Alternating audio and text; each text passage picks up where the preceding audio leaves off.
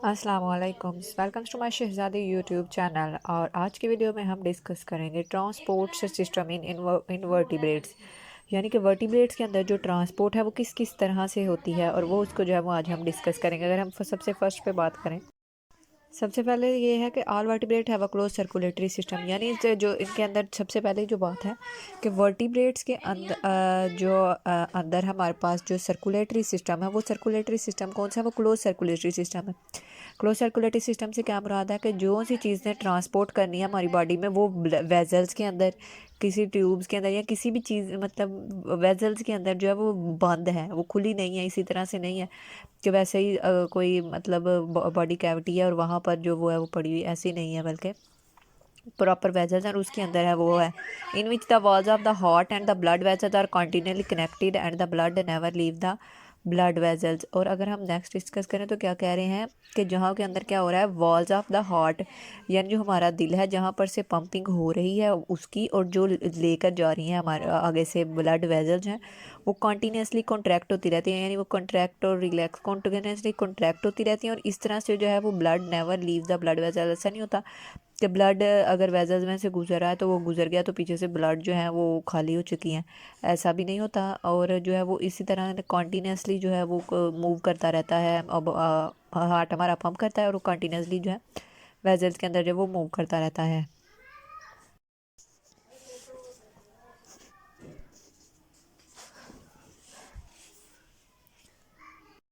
यानी कि जैसे कि ये हमारे पास हार्ट है और यहाँ पर से जो है वो कुछ वेजल्स निकल रही हैं, तो ये वेजल्स के अंदर जो है वो ब्लड मूव करेगा। और ये क्योंकि ये बाहर जो है वो वेजल्स हैं, तो इसीलिए क्लोज सर्कुलेटरी सिस्टम है।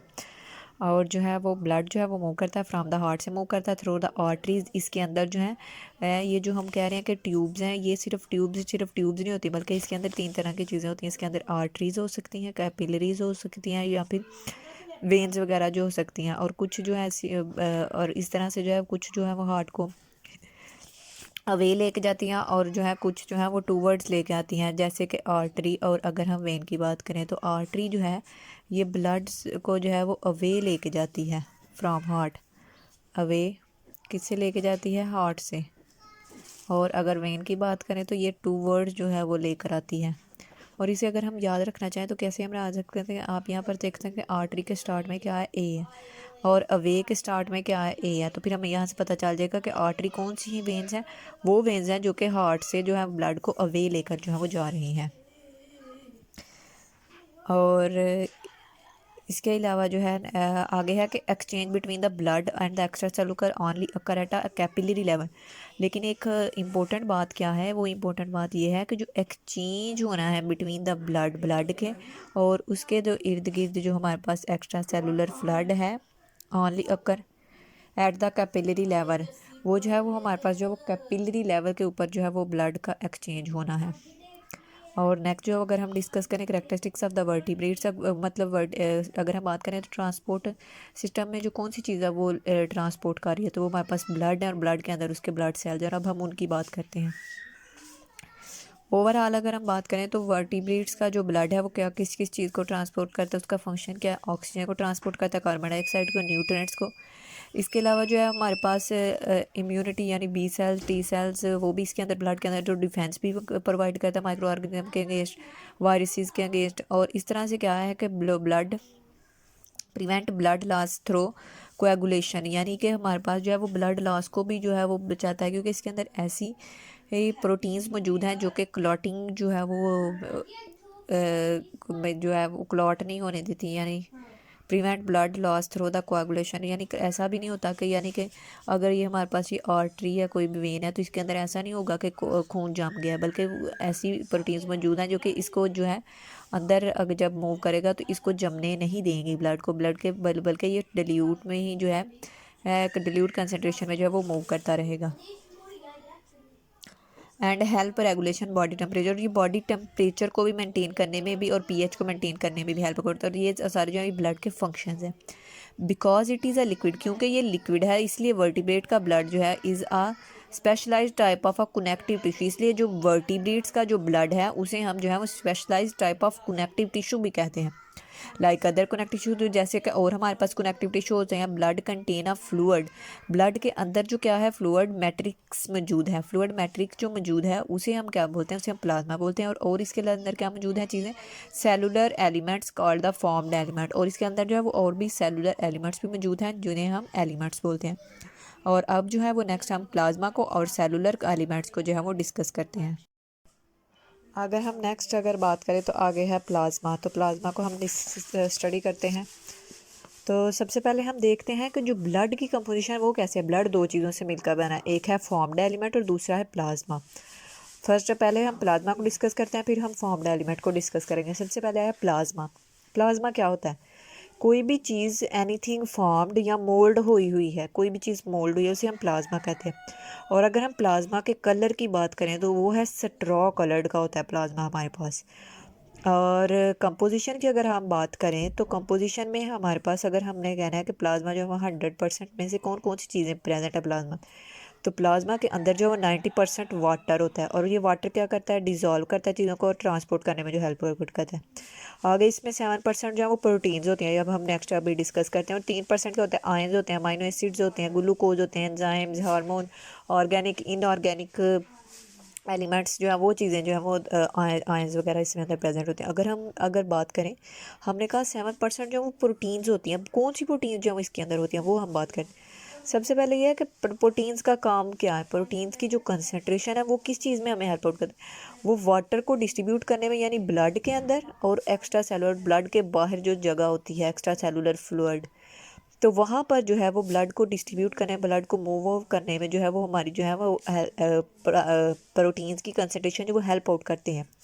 और अगर हम बात करें कौन कौन सी प्रोटीन्स हैं जो कि ब्लड में प्रेजेंट, ब्लड में बहुत सी प्रोटीन्स हैं लेकिन मेन की हम बात करते हैं, जिसमें जो हमारे पास प्लाज्मा प्रोटीन में जो 60% प्रोटीन प्रेजेंट होती है वो एल्ब्यूमिन होती है।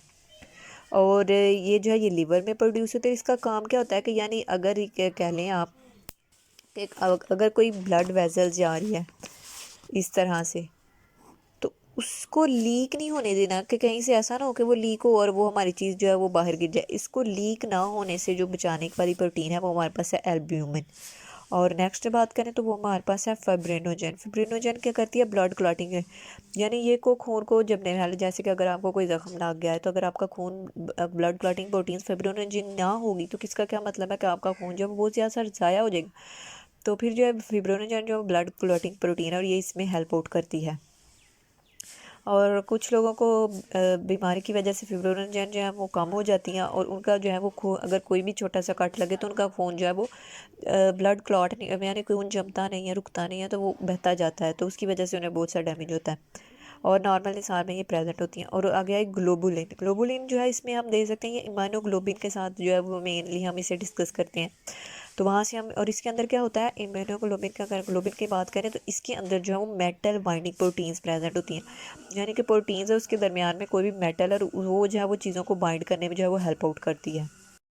यहाँ पर से जो है ना हम देख सकते हैं कि प्लाज्मा का कलर कौन सा होता है और क्या होता है। अगर हम देखें तो यहाँ पर ऊपर जो है वो प्लाज्मा जो है वो देखें स्ट्रॉ कलर में प्रेजेंट है। और प्लाज्मा क्या होता है, अगर आप ब्लड को किसी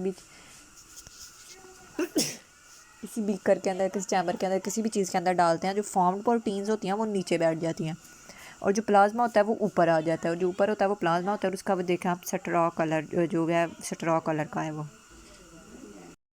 सीरम नेक्स्ट जो है वो हमारे पास आता है सीरम। ये जो है ये वैसे तो हमारे पास ये प्लाज्मा के अंदर ही हम उस मैं कह सकते हैं प्लाज्मा के अंदर ही हम उसे रीड कर रहे हैं, लेकिन सीरम क्या है, इज़ा प्लाज्मा है, ये प्लाज्मा ही है, लेकिन इसके अंदर जो है हमारे पास जो है वो ब्लड क्लटिंग प्रोटीन्स को हमने रिमूव कर दिया। यानी जो ब्लड क्लटिंग प्रोटीन्स थी, हमने अभी अभी पढ़ के ब्लड क्लटिंग प्रोटीन्स कौन सी थी, हमारे पास फिब्रिनोजन थी, और भी हो सकती हैं लेकिन मेनली जो है वो फिब्रिनोजन।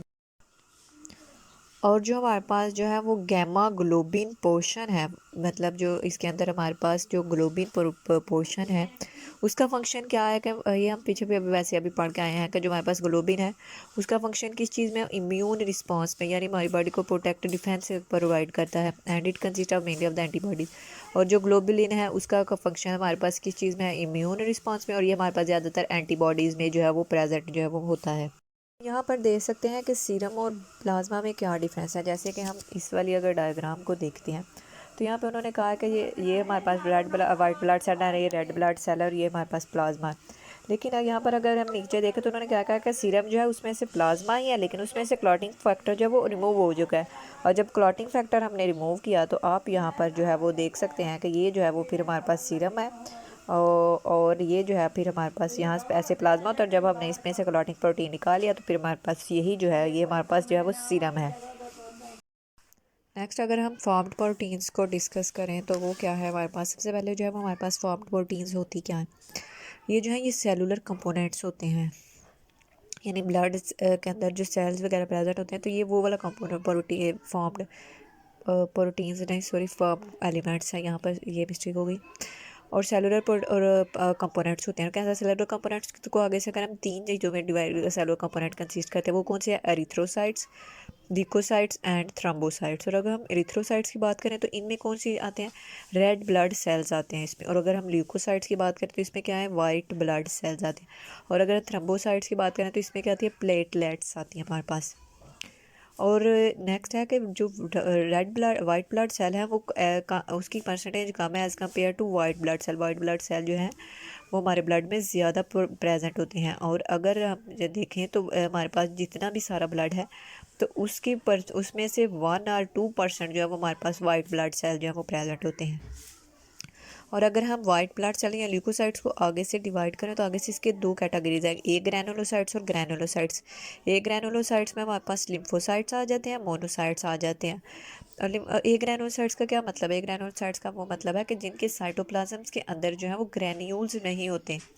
यानी कि हम कह सकते हैं कि अगर हमारे पास यूँ है तो यहाँ पे जो साइटोप्लाज्म है इसके अंदर अगर ग्रैन्यूल्स हैं तो ये ग्रैनुलोसाइट्स हैं। और अगर इसके साइटोप्लाज्म के अंदर जो है वो ग्रैन्यूल्स प्रेजेंट नहीं है तो ये ए ग्रैनुलोसाइट्स है।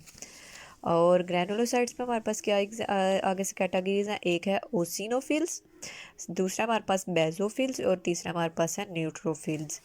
And this is all about today topics. और आज के हमने में डिस्कस किया था हमारा जो मेन टॉपिक था वो था हमारे पास ट्रांसपोर्ट सिस्टम इन वर्टिब्रेट, जिसमें हमने ब्लड और ब्लड सेल्स को डिस्कस किया। और ब्लड में हमारे पास दो चीज़ें थी जिसमें हमने प्लाज्मा और फॉर्म्ड प्रोटीन्स को जो है वो डिस्कस किया है। और आगे हम नेक्स्ट जो है वो हम फॉर्म्ड प्रोटीन्स को डिटेल्स में डिस्कस करेंगे, लेकिन वो हम करेंगे अगले लेक्चर्स में। और यकीन है कि आपको वीडियो अच्छी लगेगी। अगर वीडियो अच्छी लगे तो लाइक करें, शेयर करें और कमेंट्स करें और चैनल को सब्सक्राइब कर लें। और चैनल को सब्सक्राइब करने से क्या होगा कि हमारी तरफ से बनने वाली कोई भी वीडियो जो है वो आपको बहुत जल्दी से मिल जाएगी। आप अपना यूट्यूब खोलेंगे तो मिल जाएगी। और इस तरह से हमें जो है वो ये आपकी तरफ से एक कुछ इनाम होता है, आपकी तरफ से तारीफ़ का इजहार होता है।